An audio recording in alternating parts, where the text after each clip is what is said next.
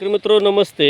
आपल्या कृषीभूषण R D Patil तंत्रज्ञान अंतर्गत आपण आज आळसंद या ठिकाणी आपल्या ग्रुपचे सभासद शेतकरी सुभाष जाधव यांच्या आले प्लॉट व त्याबरोबर या साईडला जो प्लॉट आहे तो खोडव्याचा प्लॉट आहे.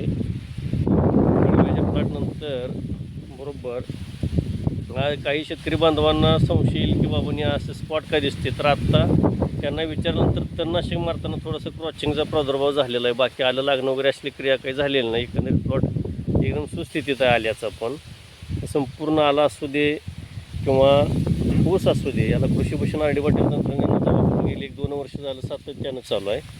आज याच ठिकाणी जर हा जो ऊस पाहिला आपण, हा नेडवा आहे त्यांचा, जो मागील वर्षी खोडवाही अतिशय चांगल्या रीतीने खोडव्याचं उत्पादन झालं होतं. त्यामुळं नेडवा ठेवा म्हटल्यानंतर नेडवा ठेवला. आज नेडव्याची सुद्धा जर अवस्था बघितली, पाला काढलेला नाही पण एका ठिकाणी आपण पाला आतल्या बेटाचा काढलेला आहे.